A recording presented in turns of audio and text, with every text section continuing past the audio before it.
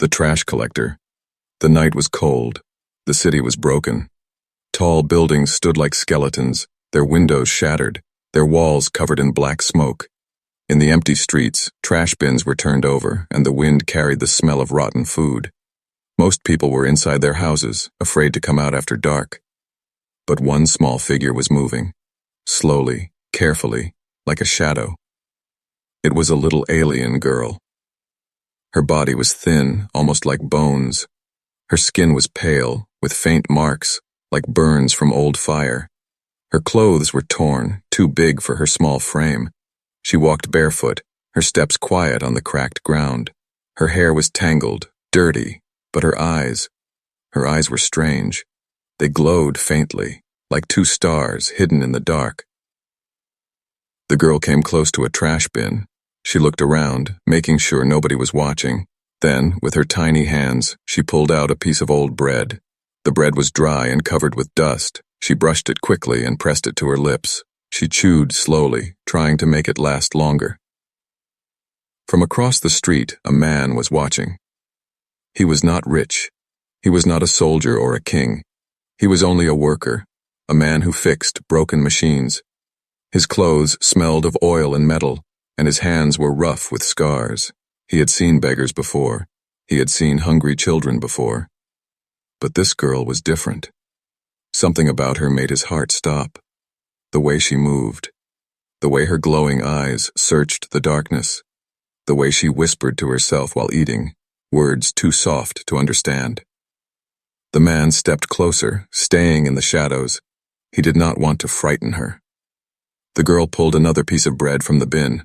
This time it was worse, green with mold, but she did not throw it away. She tore off the clean part and put it carefully into a small cloth bag, as if saving it for later. Suddenly, a group of boys appeared. At the corner, their laughter was loud, cruel. They saw the little girl and began to shout. "Trash eater!" one of them yelled. "Monster eyes!" shouted another. They picked up stones from the ground and threw them at her. The girl covered her head with her arms. She did not scream. She only bent down lower, trying to hide, trying to protect the small bag of bread. The man felt anger rise in his chest. He wanted to run to her to stop them, but before he could move, the boys grew bored and left, still laughing, still calling her names. The girl waited until the street was quiet again. Then she stood, weak and shaking. Her glowing eyes lifted for a moment, and for the first time, she noticed the man. Their eyes met. The man froze. In that single second, he felt something strange. Her eyes were not only glowing, they carried sorrow, deep sorrow, like the pain of someone much older than her small years. And something else too, something he could not name. The girl quickly looked away and tried to leave. "Wait," the man said softly. His voice was calm, almost gentle. The girl stopped, but did not turn back. Her body was stiff, ready to run. The man reached into his bag. He pulled out a piece of fresh bread. Not much, but clean and warm. He walked a few steps forward and placed it on a broken wall. Then he stepped back. "You can take it," he said. "It's yours." The girl's eyes flashed toward the bread. Her lips trembled, but she did not move. For a long moment, she stood still, as if fighting with herself. Finally, she stepped forward. She picked up the bread, held it close to her chest, and whispered something in a language the man had never heard before. It was soft, musical, and strange. The man's heart jumped. He had heard this sound before, long ago, when he was a boy. It was in the old stories his grandmother told him, about a queen from another world. Queen who spoke a language of stars. A queen who had lost her daughter during the Great War. The girl ate the bread slowly, her eyes shining brighter now. The man stood in silence, his thoughts spinning. Could it be? Could this fragile child be connected to those ancient stories? The girl finished eating, wiped her mouth, and turned to leave. But before she disappeared into the night, she whispered one word again in that strange language, a word that made the man's blood turn cold. He knew it. It was a royal word, a word only the Queen's family was said to speak.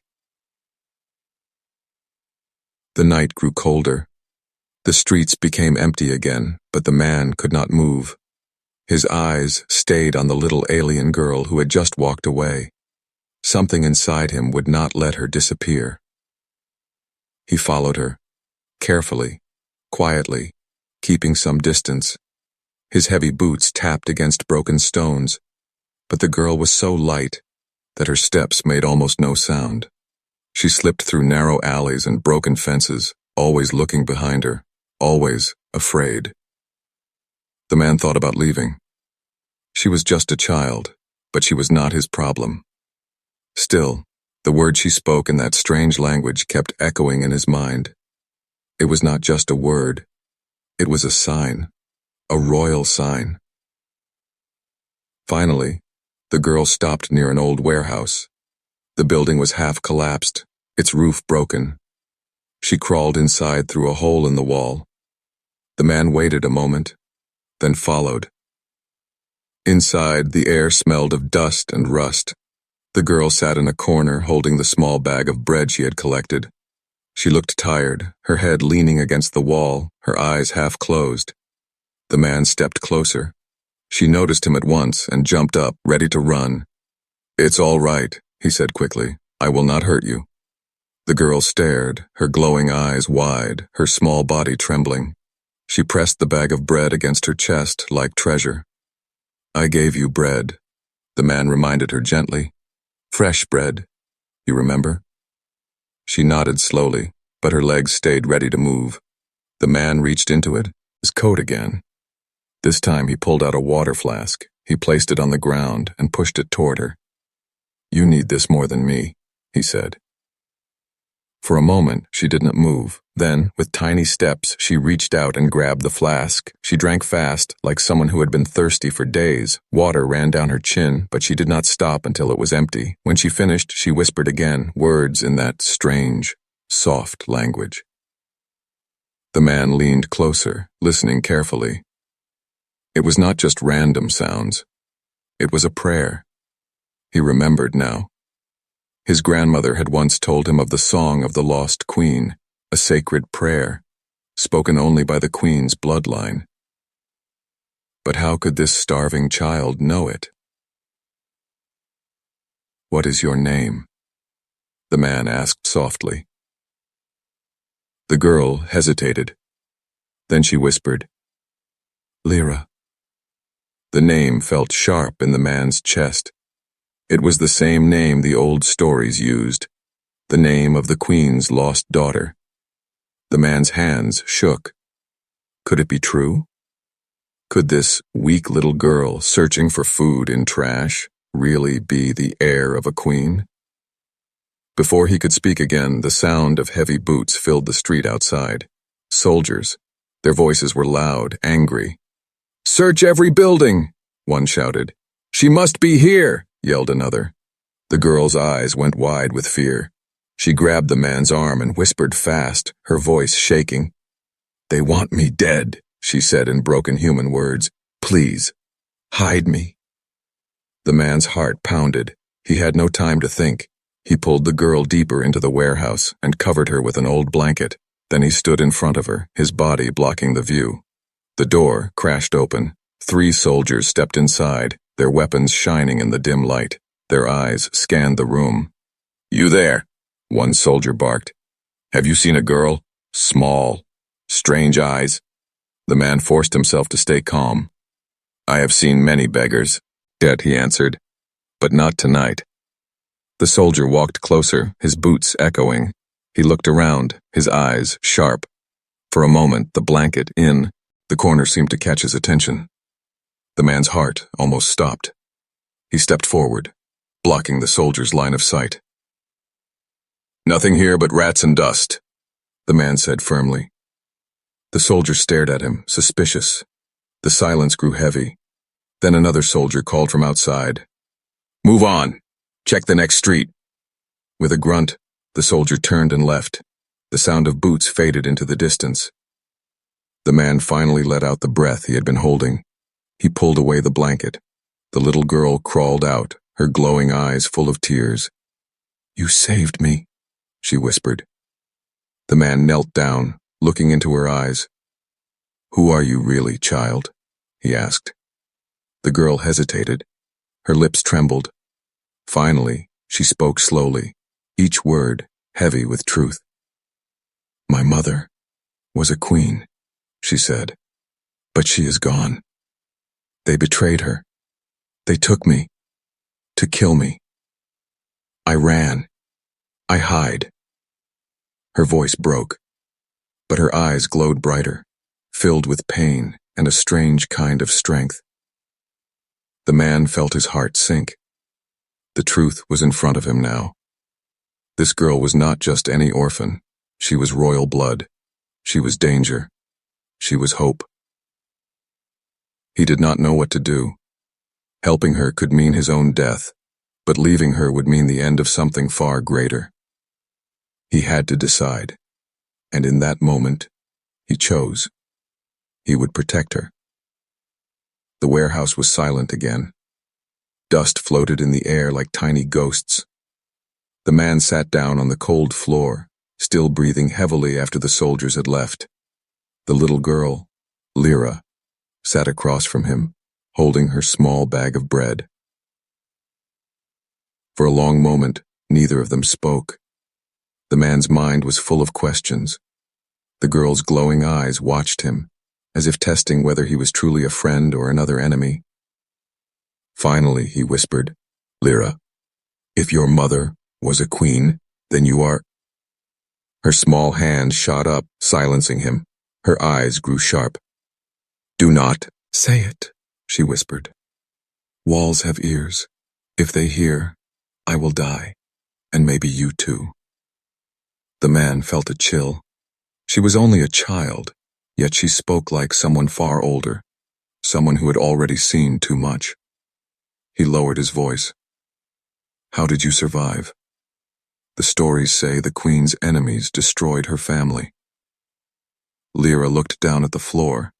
Her voice shook as she spoke. "They came in fire. They burned our home. Soldiers with black masks. My mother fought them. She was strong, so strong. But she could not fight them all. She told me to run. She gave me this." Her tiny fingers reached inside her ragged clothes.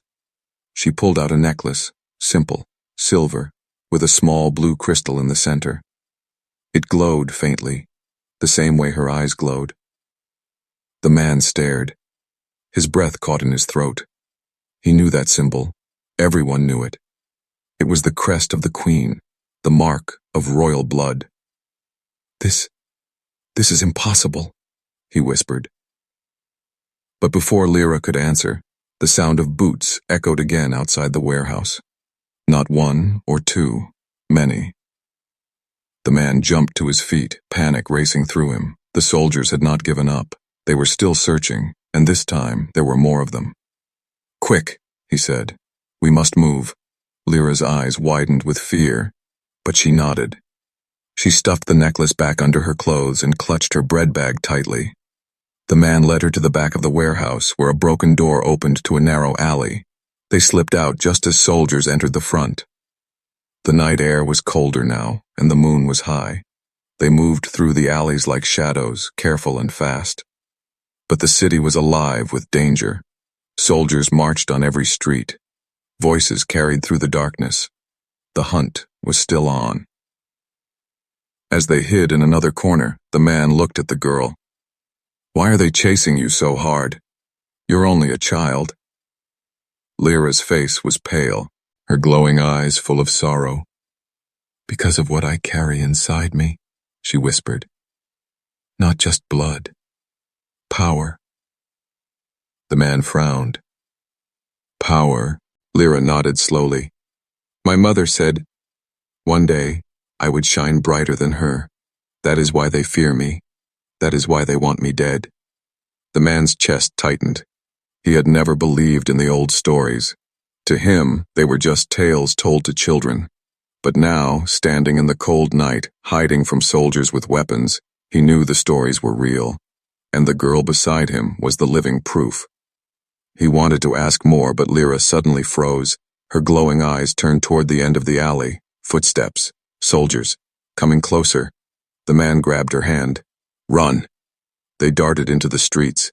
Their footsteps echoed as they weaved between broken buildings, through dark alleys, across shattered bridges. But no matter how fast they ran, the soldiers' shouts grew louder. Stop them! Don't let them escape! The man's heart pounded. He had no weapon, no plan. All he had was his determination to protect the little girl who carried the blood of a queen. Finally, they reached his old workshop. It was small, filled with rusty tools and broken machines. He pulled Lyra inside and shut the door tight. She was breathing hard, clutching her bag of bread like it was life itself. Her eyes glowed brighter in the dark room, almost lighting the walls. The man looked at her closely, his voice urgent. Lyra, I must know. Are you truly the queen's daughter? The one from the old stories? Lyra hesitated. Her lips trembled. Then she nodded. Yes. I am the lost princess. But if you say it loud, if they hear, it will be the end of us both. The man's head spun. It was true. The little girl he found searching trash for bread was no ordinary beggar. She was royalty. She was the key to something far bigger than himself. Before he could speak again, heavy fists pounded against the workshop door. Open up! A soldier roared. We know you're hiding her. The man's blood ran cold. H.O. He had no weapon, no escape. The girl's glowing eyes filled with terror. She whispered, Please, don't let them take me. The man's hands clenched into fists. He looked at the fragile child before him and then at the shaking door. He knew he had no choice. The workshop door shook under the soldier's fists. Dust fell from the ceiling with every strike. The man's heart pounded like a drum. He glanced at Lyra, who stood trembling in the corner, her glowing eyes wide with fear. Stay quiet, he whispered. Do not move. The soldiers outside shouted again. Open this door. If you resist, you will be punished. The man's mind raced. He had no weapon strong enough to fight armed soldiers. His old workshop was full of rusty tools, broken engines, and scraps of metal. Nothing could stand against their guns. The door banged again. Cracks appeared in the wood. They would break in any second. The man grabbed a heavy wrench from the table. His hands shook, but his jaw tightened. If he had to fight, he would fight. Lyra's small voice came from the shadows. You will die if you fight them. The man looked at her. Her glowing eyes were wet with tears. She held the silver necklace under her shirt as if it gave her strength. Then I'll die trying, he whispered. The door burst open. Soldiers stormed inside, weapons raised. Their black uniforms gleamed under the weak light. The leader stepped forward, his face hard and cold. You, he barked at the man. Where is the girl? The man forced himself to stay calm. What girl? This is my workshop. I am only a worker. The soldier's eyes narrowed. He motioned with his hand. 2 soldiers began searching the room, kicking over boxes and smashing shelves. The man moved slightly, blocking their view of Lyra. But she made a mistake. She gasped. Just a small sound, but loud enough. The soldiers spun toward the corner, their eyes cawed, at the faint glow of Lyra's eyes in the darkness. There she is, one shouted. Before they could grab her, the man swung his wrench with all his strength. The heavy metal crashed into a soldier's arm, knocking his gun away. Run, Lyra! The man shouted. The girl bolted from the corner, slipping past the soldiers. The man fought wildly, swinging again, blocking their path, buying her precious seconds. But there were too many. A soldier slammed him against the wall, tearing the wrench from his hands. Another kicked him to the ground. Hold him down, the leader barked. Catch the girl! Lyra darted out of the workshop into the cold night, her bare feet slapped against the stone streets. She ran as fast as her small legs could carry her. But more soldiers were outside, their shouts echoing through the alleys. Stop her! Surround the block! The man, still pinned to the ground, roared with rage. Leave her alone! He struggled, but the soldiers pressed harder, their boots crushing him. Lyra's breath came fast. She turned corner after corner, but everywhere she looked, soldiers closed in. Their footsteps thundered closer. Their flashlights cut through the darkness like sharp knives. Her glowing eyes flickered with panic. She whispered to herself, words in the old language her mother had taught her. Words of fear. Words of power. Finally, she reached a dead end. A high wall stood before her, too tall to climb. She pressed her back against the cold bricks, her bag of bread falling to the ground. The soldiers approached slowly now, like hunters cornering prey. Their guns aimed at her small chest. "It's over, little rat," one soldier sneered. "Your mother's blood ends tonight." Lyra shook her head, tears rolling down her cheeks. Her hands clenched tightly at her sides. She whispered louder, the strange words trembling from her lips. The soldiers moved closer. And then, light exploded. A brilliant glow burst from Lyra's eyes, brighter than fire, brighter than the moon. It shot outward in a wave, blinding the souled. They screamed, dropping their weapons, covering their faces. The street itself seemed to tremble under the force. The man, still struggling in the workshop, saw the flash from afar. His captors cried out, confused. He used the moment to slam his elbow into one soldier's chest and break free. He staggered outside, his heart racing, his eyes searching for her. When he found her, she was on her knees, weak and shaking, the light fading from her body. The soldiers around her groaned on the ground, unable to rise. The man rushed to her side. He lifted her small body into his arms. She felt cold, almost lifeless, but her glowing eyes fluttered open for a moment. "I told you," she whispered. "They fear me. Because of this." The man held her tightly. He looked at the soldiers lying helpless on the street, and he knew now. This girl was not only the Queen's daughter. She was something greater, something powerful. But she was still just a child, and without help, she would not survive. The sound of more boots echoed in the distance. Reinforcements were coming.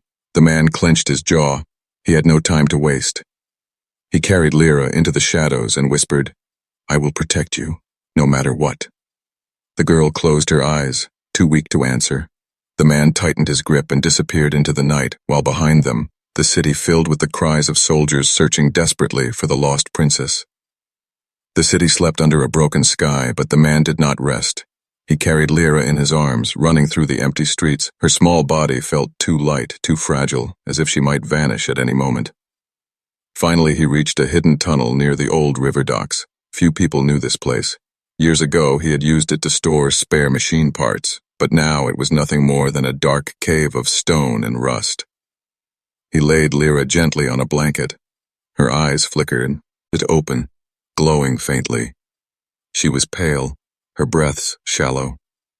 "Rest," the man whispered. "You used too much of your strength." Lyra shook her head weakly. "I had no choice. They would have killed us both." The man sat beside her, his face full of worry. "What was that light? I saw it with my own eyes. It was more than human.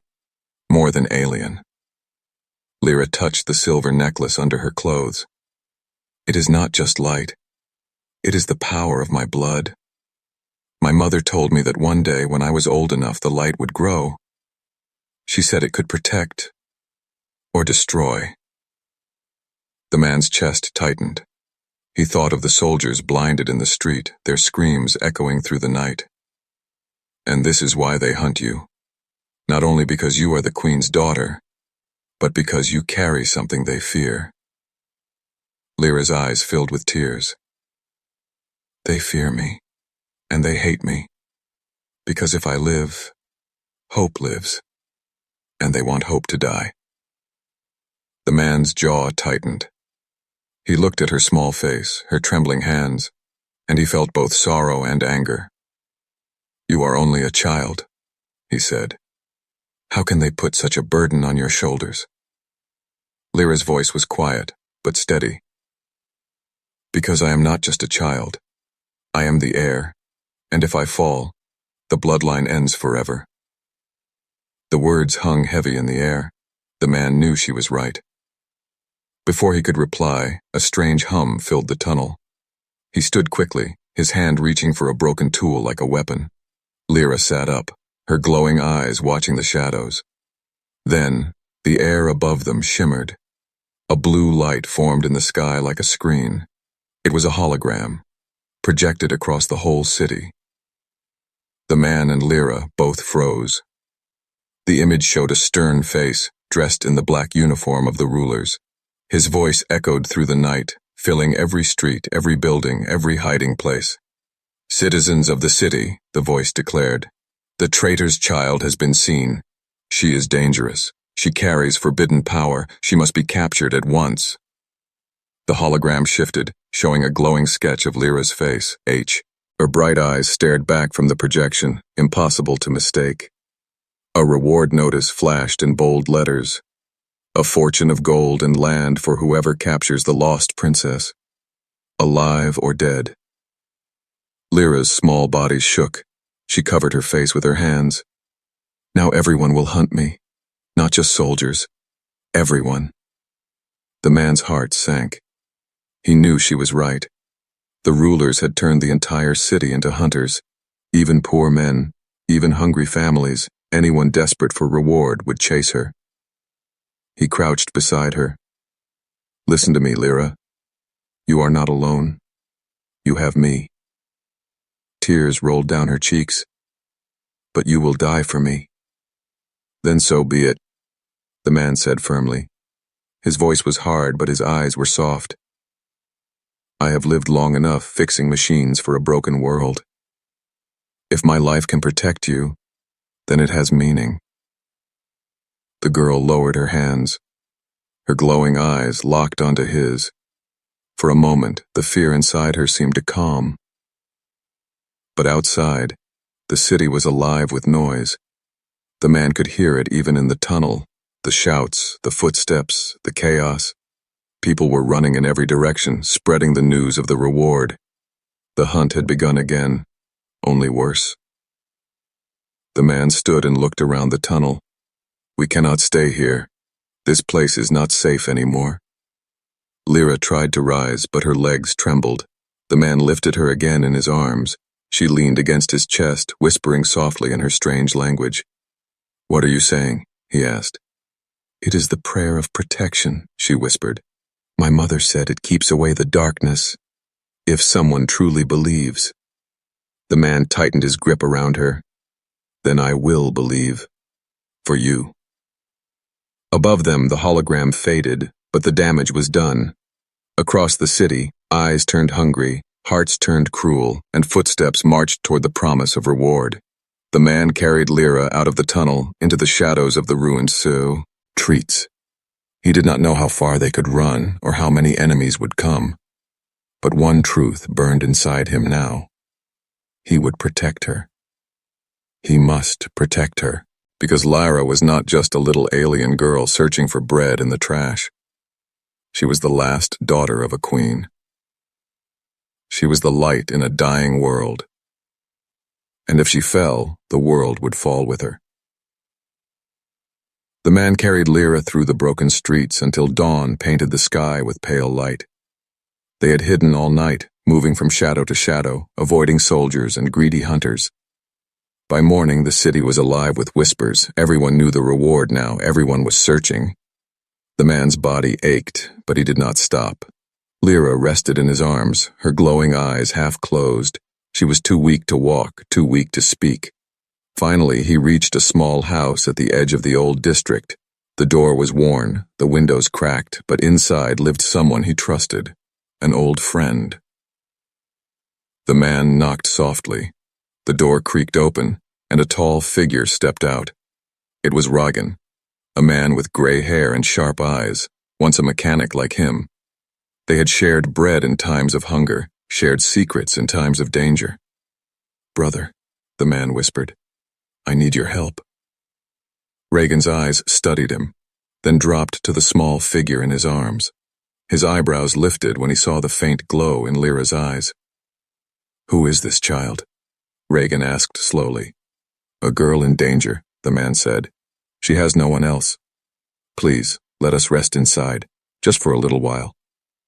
Ragan hesitated, then stepped aside. Come. The man carried Lyra in and laid her gently on a worn mattress. She curled up, whispering words in her strange language, her necklace glowing faintly against her chest. Regan watched in silence. His eyes narrowed, but his face showed no emotion. The man explained in low voice, "They are hunting her, soldiers, the rulers, the whole city now. She is not an ordinary child. She is the Queen's daughter." For a moment, Regan said nothing. Then he gave a small laugh. "A Queen's daughter? In your arms? Do you expect me to believe a fairy tale?" The man shook his head. "Look at her. You know the stories. You know the glow. She carries the bloodline. And if she dies, hope dies with her." Regan's face hardened. Hope or danger? If she is truly the Queen's child, then she is also the cause of the war. Because of her blood, soldiers burn our homes. Because of her power, they punish us. And now you bring her here, to me. The man stepped closer. "She is only a child, Regan. Innocent. She did not choose this." But Regan's eyes flickered. Greed burned behind them. "Do you know the reward for her capture?" he whispered. "Gold, land, enough to live like kings. I have nothing, brother. Nothing but dust and hunger. But if I give her to them, my life will change." The man's chest tightened. He had trusted this friend, and now betrayal stared him in the face. "Don't," the man said firmly. "If you betray her, you will betray me too." Regan smirked. "Then so be it." Before the man could move, Regan stepped to the door and whistled. From the street, boots echoed. Soldiers appeared, their weapons ready. Lyra's glowing eyes opened wide. She sat up on the mattress, fear rushing through her small body. "No," she whispered. "Not again." The man rushed to her side, pulling her close. Soldiers stormed inside, their black uniforms filling the small house. "Step aside," the leader barked. "The girl is ours." The man clenched his fists. He stood between them and Lyra, his voice steady but full of fire. "You will not take her." The soldiers raised their weapons. Regan grinned in the corner, his eyes shining with greed. Lyra's body shook. Tears rolled down her cheeks. Her voice cracked as she whispered, "I don't want to hurt anyone." The soldiers moved closer. The man spread his arms, shielding her. And then, it happened. Light burst from Lyra's necklace, brighter than the sun. Her glowing eyes blazed like twin stars. A wave of energy shot through the room, knocking soldiers back as if they were leaves in a storm. Windows shattered, walls cracked, the very ground trembled. The soldiers cried out, their weapons torn from their hands. Even Regan fell to his knees, his face frozen in terror. The man stood stunned, the wind of her power rushing past him. But Lyra's small body shook violently. She cried out, her voice echoing with sorrow. "Stop! Please stop!" The light faded as quickly as it had come. Soldiers lay unconscious on the floor. Regan crawled to the corner, his eyes wide with fear. The man knelt beside Lyra, pulling her into his arms. She was pale, her body trembling from exhaustion. "You are safe," he whispered. "I've got you." She clung to him weakly. Her necklace still glowed, but softer now. The man looked at Regan, who stared at them with guilt and fear. His voice was sharp. "You betrayed me. You betrayed her. Remember this, Regan. Gold cannot save a soul that has lost its honor." Regan looked away, ashamed, but said nothing. The man carried Lyra out of the ruined house, leaving betrayal behind. Soldiers would come again, stronger, angrier. But he knew now. Lyra's power was real. Terrifying, yes. But also hope. For the first time, he believed. She was not only the daughter of a queen. She was something greater. A light that could change everything. The man carried Lyra through the ruins of the city as the night fell again. The streets were dangerous, filled with whispers of the bounty. Every shadow felt like an enemy, every voice like a trap. But he did not stop. His arms were strong, his heart even stronger. Lyra's glowing eyes opened and closed weakly. She had used too much of her power. Her body was small, fragile, yet heavy with the weight of destiny. At last, the man reached the edge of the city. Beyond the broken walls stretched the wastelands, empty ground, scattered with old bones of machines and silent winds. Few dared to cross, but he knew a secret. Long ago, he had heard rumors. In the wastelands lived those still loyal to the queen. They were hidden, waiting, keeping the flame of hope alive. If the girl truly was the lost princess, they would know. He carried her through the cold night. The wind bit at his face, the ground cut his boots, but he pressed on. Lyra whispered softly in her strange language, words he did not understand. Sometimes they sounded like prayers, sometimes like songs. Hours passed before a dim light appeared in the distance. A cave, half hidden behind rocks. The man walked closer. Suddenly, shapes moved in the darkness. Figures stepped out, their weapons raised. "Stop there!" a woman's voice commanded. The man froze. He held Lyra tighter. "Please," he said, "I come with no harm. I bring someone you must see." The figures surrounded him. Their faces were hard, but their eyes searched him carefully. One man stepped forward, his scarred face illuminated by a torch. "Show us," he demanded. The man slowly lowered Lyra onto the ground. She stirred weakly, her glowing eyes opening. The light from her necklace shimmered in the dark. The loyalists gasped. Some stepped back, some dropped to their knees. "It is true," the woman whispered. "The princess lives." Lyra tried to sit up, her small body shaking. She looked at them with tired eyes. "My mother is gone," she said softly. "But I am here, and I need you." The loyalists knelt as one, their heads bowed low. "We serve you, princess," they said together. Tears filled the man's eyes. For so long, he had seen only fear and cruelty in the world. But here, in this hidden place, there was still loyalty, still hope. The leader of the loyalists stepped forward. He knelt before Lyra and touched his forehead to the ground. "We thought you lost, but you have returned to us.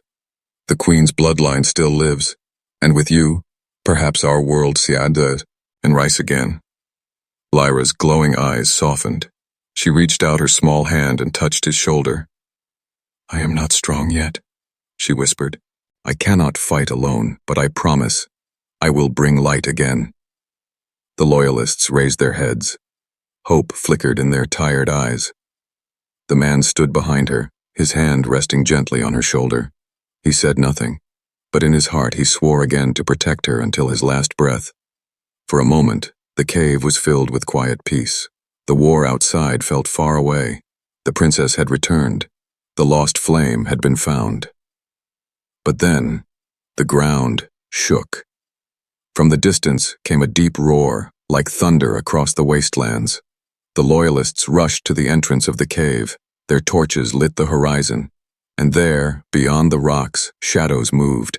Enormous ships rose in the sky, their lights red and sharp. The enemy had found them. The man's heart sank. The soldiers in the city were only the beginning. This was bigger. This was war. The loyalist leader clenched his fist. "They know she lives," he said grimly. "They will come with everything they have." Lyra stood, weak but determined. Her small voice was steady. "Then let them come. My mother once said, 'The light is strongest when the night is darkest.'" Her glowing eyes blazed brighter than ever, lighting the cave walls with pure blue fire. The loyalists watched in awe. The man stood at her side, his face hard, his spirit unbroken. The princess had returned, and though the war was only beginning, hope had been reborn.